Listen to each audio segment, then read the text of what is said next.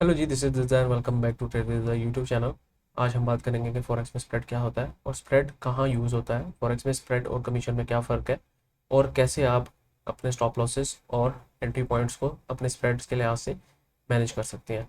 और हम देखेंगे एक एग्जांपल कि ब्रोकरेज ऐप में आपको स्प्रेड कहाँ से मिल सकता है, और डेमो मोड में ट्रेड लेके भी देखेंगे कि आप लोगों को किस तरह स्प्रेड को मैनेज करना है। So let's get started without wasting any time. Okay, so let's see कि अब स्प्रेड हमारे पास क्या होता है। सबसे पहले तो एक पेंट पे आ जाता हूँ मैं। आपको पता है कि मैं आपको बेसिक टू एडवांस सिखा रहा हूँ, तो मैं कोशिश करता हूँ कि जो बाकी लोग नहीं बता रहे वो मैं आपको डिटेल में चीज़ें बताऊँ ताकि आप लोगों को कन्फ्यूजन ना हो।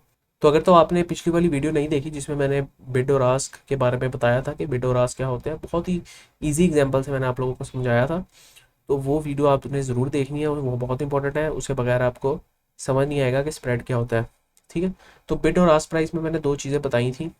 ठीक है, रिकॉल कर देते हैं कि बिड प्राइस वो प्राइस होती है जिस पे आप अपनी कमोडिटी को सेल करते हैं, आस्क प्राइस वो प्राइस होती है कि जिस पे आप किसी कमोडिटी को बाय कर सकते हैं। ठीक है, अब देखते हैं कि स्प्रेड क्या होता है। स्प्रेड, सपोज आपके पास एक बिड प्राइस है एंड एक आस्क प्राइस है, तो सिंपली आप उन दोनों को निगेट कर देंगे, उन दोनों को माइनस कर देंगे, तो आपके पास स्प्रेड आ जाता है। Bid price minus ask price is equal to spread. अगर आप सिंपल यहाँ पे देखेंगे, मैंने आपको पिछले वीडियो में भी दिखाया था कि आपके पास ये बिड प्राइस आ रही होती है और ये आस्क प्राइस आ रही होती है, राइट। अब यहाँ पे देखिए 148.700 ये है बिड प्राइस, और आस्क प्राइस 148.700 समथिंग है। मतलब ज़्यादा आपकी जो आस्क प्राइस होती है वो ज़्यादा होती है और जो बिड प्राइस होती है वो कम होती है। ठीक है, क्योंकि सिंपल रूल ऑफ बिजनेस है कि बिड प्राइस क्या प्राइस है जिस पे आप एक चीज़ को बेच रहे हैं, आस्क प्राइस क्या प्राइस है जिस पे आप उस चीज़ को खरीद रहे हैं। आप कोई भी गोल्ड खरीदने जाते हैं, सपोज आपने गोल्ड खरीद बेचने जाना है, तो जो आपसे ज्वेलर होगा वो आपसे सस्ते दाम में गोल्ड खरीदेगा, ऑब्वियसली उसने अपना कमीशन रखना है, और बाद में वो महंगे दामों में बेचेगा। एक एग्जांपल इससे लेता हूँ, फिर मैं आपको बेहतर समझाता हूँ। Suppose bid and ask price को हम इस तरह, स्प्रेड को इस तरह समझते हैं कि आपने आपके पास है $2000 वर्थ ऑफ गोल्ड, और आप जाते हैं एक ज्वेलर के पास और कहते हैं कि मैंने इसको बेचना है। तो ज्वेलर आपको कोट करता है $1980 की प्राइस, और ये जो प्राइस ज्वेलर ने कोट की है ये है आपके पास बिड प्राइस। ठीक है, जिस तरह के मैंने कहा था वो प्राइस जिस पे आप अपनी चीज़ बेच सकते हैं, कमोडिटी बेच सकते हैं। आपने चलो ठीक है, आपने कहा चलो ठीक है मैं 1980 पे बेच देता हूँ, तो ये है आपका बिड प्राइस आ गई। अब लेट से एक और बंदा आया है, अली आया, अली कहता है कि मैंने ना, ब्रोकर के पास आया या फिर ज्वेलर के पास आया कि मैंने ना सोना जो है खरीदना है। अब ज्वेलर कहता है कि अच्छा, मैं आपको सोने की प्राइस दूंगा $2010, मैं आपको $2010 का सोना दे दूंगा। तो अब ये जो ब्रोकर ने इसको जो भी ज्वेलर या ब्रोकर ने इसको प्राइस दी है, ये दी है आस्क प्राइस। ठीक है, तो आस्क प्राइस वो प्राइस होती है जिस पे आप कोई कमोडिटी खरीद सकते हो। ठीक है, तो दोनों प्राइसेस ब्रोकर ही कोट करता है या ज्वेलर ही कोट करता है। ठीक है, लेकिन आप सामने वाले का फ़र्क होता है, एक दफ़ा बंदा खरीदने आ रहा है और एक दफ़ा बंदा बेचने आ रहा है। ठीक है, तो स्प्रेड सिंपल आपका क्या है। अब आपको यहाँ पे रूल ऑफ बिजनेस समझ आ गया होगा कि जब भी ब्रोकर आस्क प्राइस डालता है वो ज़्यादा प्राइस देता है जबकि बिड प्राइस से। ठीक है, तो हमेशा रूल ऑफ बिजनेस क्या है कि आस्क प्राइस हमेशा ज़्यादा होती है बिड प्राइस से। अगर आप यहाँ पे देखेंगे भी ना, तो आस्क प्राइस हमेशा आपको ज़्यादा दिख रही होगी बिड प्राइस से। यहाँ पे 148,700 है, यहाँ पे 148,710 है। ठीक है, तो मतलब आस्क प्राइस हमेशा ज़्यादा है। किसी भी पेयर में आप देख लें, मोस्टली मोस्टली हमारे पास आस्क प्राइस ज़्यादा होगी। यहाँ इथीरियम 2198 का चल रहा है, यहाँ 2200 का आस्क प्राइस चल रही है। ठीक है, तो अब हम क्या करते हैं, हम आस्क प्राइस को, ठीक है, माइनस कर देते हैं बिड प्राइस में से। अच्छा, ये फॉर्मूला मैंने थोड़ा सा गलत लिख दिया, ये ask price minus bid price है। ठीक है, अब आप आस्क प्राइस को बिड प्राइस में से माइनस कर देंगे तो आपके पास क्या आ जाएगा, स्प्रेड निकल के आ जाएगा, जो कि हमारे पास इन दिस केस $30 निकल के आता है। अब ये $30 क्या है, ये ज्वेलर का कमीशन है। ठीक है, तो क्या इसका मतलब ये है कि अगर मैं यही सेम चीज़ अपनी कोर्ट्स में यानी कि फॉरेक्स पेयर्स में मैप करूं, तो ये क्या है, ये आपके ब्रोकर का कमीशन है, राइट। तो हमारे पास स्प्रेड क्या, हमें समझ आया कि ये आपका फीस होती है ब्रोकर की, ये आपके पास सूद नहीं है। ये फीस है ब्रोकर की जो उसने चार्ज करनी है। जाहिर सी बात है, आप किसी का प्लेटफॉर्म यूज़ कर रहे हैं, आप कहीं जाके गाड़ी पार्क करेंगे, ठीक है, तो आप उसको पैसे देंगे ना पार्किंग के। तो यही सीन है कि आप लेवरेज ले रहे हैं ब्रोकर से, आप उसका प्लेटफॉर्म यूज़ कर रहे हैं ट्रेडिंग के लिए, आप उस पर चार्ट्स बना रहे हैं, चार्ज ड्रॉ कर रहे हैं, तो जाहिर सी बात है वो अपनी फ़ीस लेगा, ठीक है। तो अब वो ये फीस ये आपकी स्प्रेड कहलाती है, ये ब्रोकर का कमीशन होता है। अब मुख्तलिफ आपने पिछले मेरी पेयर्स वाली वीडियो में देखा जहाँ पे मैंने टाइप्स ऑफ पेयर समझाए थे कि इसमें exotic pairs, major pairs, minus pair, मुख्तलिफ पेयर्स होते हैं, और उसमें आपके पास बिड और पेयर्स के हिसाब से आपके पास जो आपके पास स्प्रेड होता है वो डिफरेंट होता है। लाइक कुछ में ज़्यादा स्प्रेड होता है, कुछ में कम स्प्रेड होता है। अब वो देखते हैं। अब सपोज़ यहाँ आप देखें, ये BTC का चार्ट है। अब बिटकॉइन का चार्ट अगर आप देखेंगे ना, ये 1 मिनट का चार्ट है, और यहाँ पे आप फीस में जाएंगे तो $0.29 आपकी यहाँ पे फीस नज़र आ रही है, ठीक है। तो आप चाहे बिटकॉइन को बाय करें या सेल करें, आपको ये एक फ़ीस ज़रूर देनी पड़ेगी। इस पर क्वेश्चन मार्क पे क्लिक करेंगे तो कहेंगे कि फ़ीस का, हाँ, फ़ीस का डेफिनेशन बताएंगे आपको कि जो स्प्रेड होता है और कमीशन होता है उसको हम फ़ीस कहते हैं। अभी कमीशन में मैं बाद में आऊँगा कि कमीशन होता क्या है, ठीक है। तो स्प्रेड और कमीशन को ऐड करें तो वो उसको फ़ीस का नाम दे रहे हैं। अब यहाँ पे देखें, आप में फ़ीस एक जो है ये स्टेबल फ़ीस है, एक 0.29, ठीक है। कुछ जगहों पे ये फ़ीस होती है कि ये फ्लक्चुएट कर रही होती है, ठीक है, उसको डायनामिक फ़ीस भी आप कह सकते हैं। तो अब ये एग्जांपल हमने देख लिया। अब यूरो USD में जाएंगे तो यहाँ पे आप फीस देखेंगे 0.09, ठीक है। अब हर पेयर की अपनी फ़ीस अलग होगी। 0.09 इसकी फ़ीस है, ठीक है। ये और ये फीस होती है एक माइक्रो लॉट खोलने में। अब वो लॉट साइज़ के होते हैं, लॉट्स के होती हैं, वो बाद में आपको बताऊंगा, लेकिन आपने याद रखना है एक माइक्रो लॉट खोलने में फ़ीस ये होती है। अब सपोज ये देखें, मैंने एक माइक्रो लॉट एंटर किया तो आपके पास $0.09 फीस आ गई। अगर मैं इसको एक और बढ़ा दूंगा, मतलब 0.02 माइक्रो, मैं 0.02 कर दूंगा, यानी कि 2 माइक्रो लॉट कर दूंगा, तो ये फीस 0.09 से डबल हो जाएगी, मतलब 0.18 हो जाएगी। अगर मैं आपको यहाँ पे करके दिखाऊँ, यहाँ पे देखें ये 0.18 होगी फीस, ठीक है। अब लॉट्स क्या होती हैं ये हम बाद में देखेंगे, लेकिन आपको एक तरह से समझ आ गया कि अच्छा ठीक है, एक सोने का ब्रिक खरीदूंगा तो उसमें मुझे 0.09 कमीशन देना पड़ेगा, लेकिन 2 सोने की ब्रिक खरीदूंगा तो जाहिर सी बात है मुझे कमीशन भी तो डबल देना पड़ेगा। तो ये चीज़ आपको समझ आ गई। ये है स्टेबल, आप इसको कह लें स्टेबल फीस है, ये फीस चेंज नहीं हो रही, 0.09 ही है ये। लेकिन अगर आप यहाँ पे एक और एग्जांपल देखें USD जापानीज येन की, और यहाँ पर आप फीस को नोट करेंगे तो ये फीस स्टेबल नहीं है, ये डायनामिकली चेंज हो रही है। 0.07 होगी, कभी 0.06 होगी, ठीक है, कभी 0.05 हो जाएगी, depending upon the volume market में क्या लग रहा है। और अक्सर ये फीस ज़्यादा भी हो जाती है जब आपके पास फॉरेक्स में कोई न्यूज़ आ रही होती है, ठीक है। न्यूज़ ट्रेडिंग के लिए फीस काफ़ी ज़्यादा ब्रोकर्स ज़्यादा कर देते हैं, ठीक है। तो ये हमारे पास सारा कॉन्सेप्ट है। एक और एग्जांपल देख लेते हैं, इथीरियम की देखते हैं एग्जांपल। इथीरियम में जो है आपके पास यहाँ पे फीस आ रही है $0.18, और एक 0.1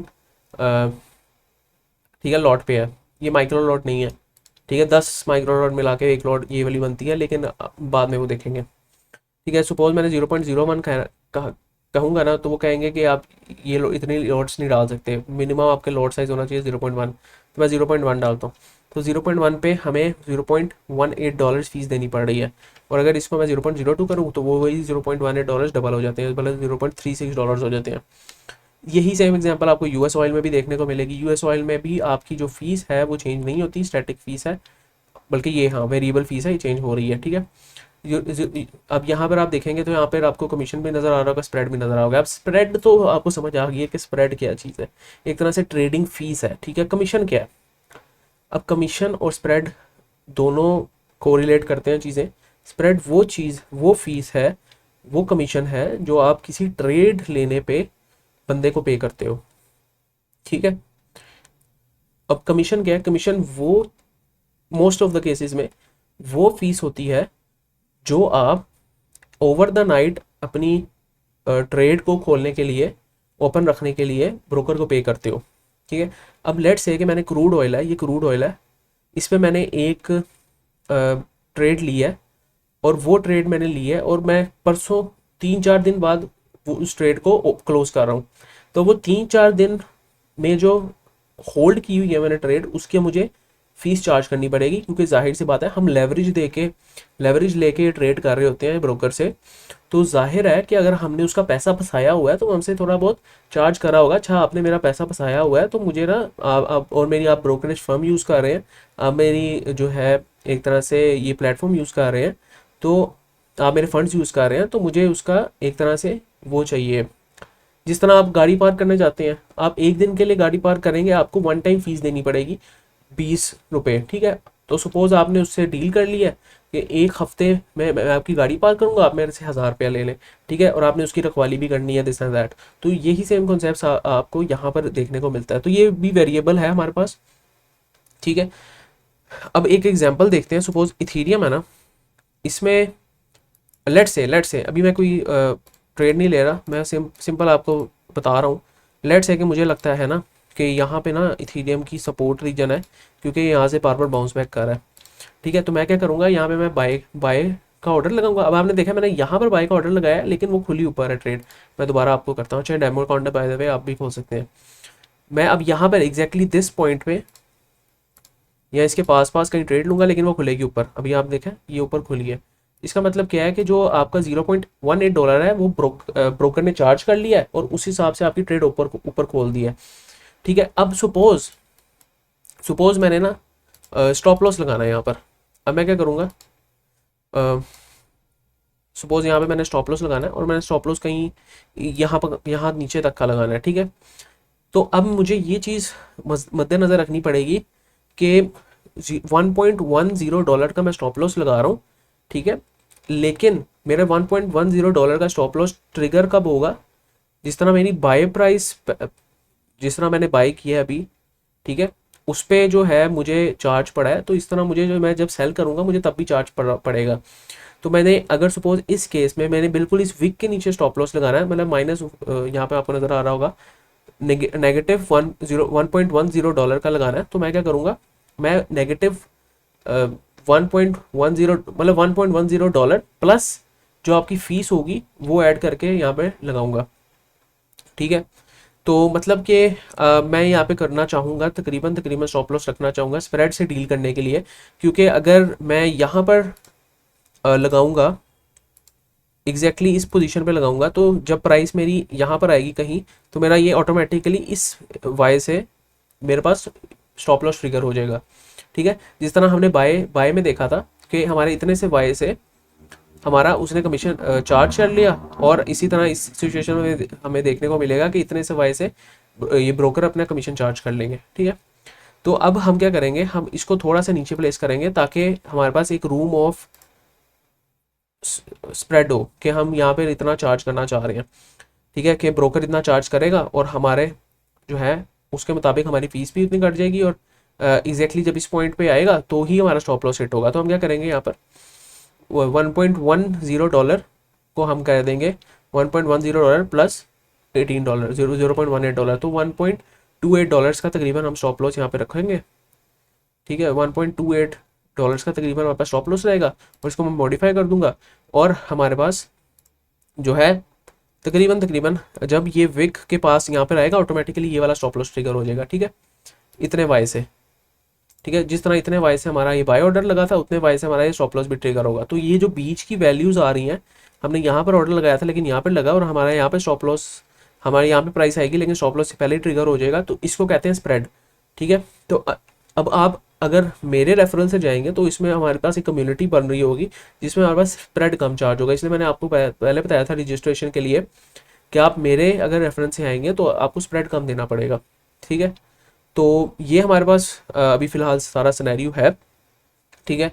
ट्रेड को हमें यहाँ पे अगर अच्छा इस तरह अगर आपने टीपी भी रखना है ना, तो आपको इसी हिसाब से रखना पड़ेगा कि अगर सपोज मैंने इस ऊपर की विक का रखना है टीपी, ठीक है, जहाँ पे आपका बाउंड्री है ना उससे पहले प्राइस उसको हिट कर देती है, बस आपने ये जहन में रखना है, ठीक है। तो आपकी ये बाउंड्री है ये टीपी वाली, तो प्राइस यहाँ पे आएगी हिट कर देगी।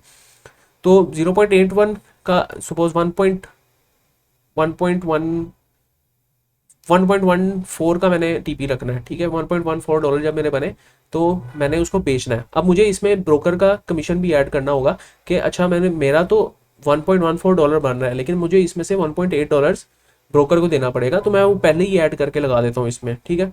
तो यहाँ पे अगर मैं $1.18 लगाऊंगा, तो $0.18 लगाऊंगा, तो यहाँ पे हमारे पास तकरीबन तकरीबन 2232 बन जाएगा हमारे पास यहाँ पे 1.32। तो मैं यहाँ पर उस हिसाब से 1.32 पे ऑर्डर प्लेस कर दूंगा। तो अब मेरा जो है रिस्क टू रिवॉर्ड बिल्कुल अच्छा मैनेज हो गया, ठीक है। ठीक है। और मेरा जो मुझे अब घबराने की भी ज़रूरत नहीं है कि अब मेरा जो एक्स्ट्रा जो है कमीशन लगेगा या फिर मुझे कोई एक्स्ट्रा चार्जेस देने पड़ेंगे, नहीं। या मेरा स्टॉप लॉस पहले ट्रिगर हो जाएगा, या मेरा हमारे पास एसएल पहले ट्रिगर हो जाएगा, इस सिनेरियो में नहीं होगा, ठीक है। तो जब यहाँ पे प्राइस आएगी इस कैंडल के ऊपर, तो ये ऑटोमेटिकली ये ट्रिगर हो जाएगा। सिमिलरली यहाँ पर जब प्राइस आएगी, ठीक है, नीचे, तो ऑटोमेटिकली आपका एसएल ट्रिगर हो जाएगा। उम्मीद करता हूँ आपको समझ आया होगा ये चीज़। तो मैं यहाँ पे ट्रेड क्लोज कर देता हूँ। तो ये हमारे पास सारा सिनेरियो है। अगर आपको अभी भी समझ नहीं आया तो ये डेमो अकाउंट आप बनाएं, उस पर प्रैक्टिस करें इसको, ठीक है। ये डेमो ट्रेड्स लेके प्रैक्टिस करें कि आपने किस तरह स्टॉप लॉस रखना है, किस तरह आपने टारगेट रखना है, ठीक है।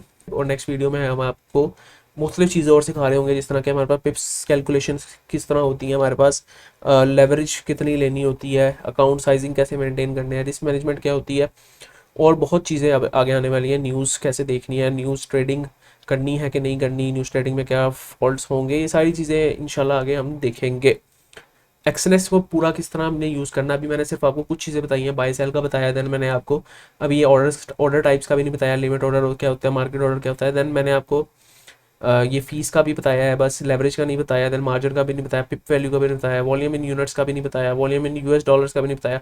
ये सारी चीज़ें हमें देखनी पड़ेंगी अभी मजीद आगे वाली वीडियोस में। तो एक वीडियो में सारा कुछ नहीं बता सकता, थोड़ा थोड़ा करके आहिस्ता आहिस्ता करके ग्रो करेंगे, ठीक है। तो उम्मीद करता हूँ आपको वीडियो पसंद आई है। तो वीडियो पसंद आई है तो must like share subscribe. Forex की कम्युनिटी का पार्ट बनना चाहते हैं, डिस्क्रिप्शन में फॉरेक्स की कम्युनिटी का लिंक है, वो फॉरेक्स की कम्युनिटी बना रहे हैं, और इंशाल्लाह उसको उसमें आपको फ्री सिग्नल्स भी देंगे अप टू सम टाइम, ठीक है। तो नेक्स्ट टाइम के लिए भाई को इजाज़त दीजिए। अल्लाह हाफिज़।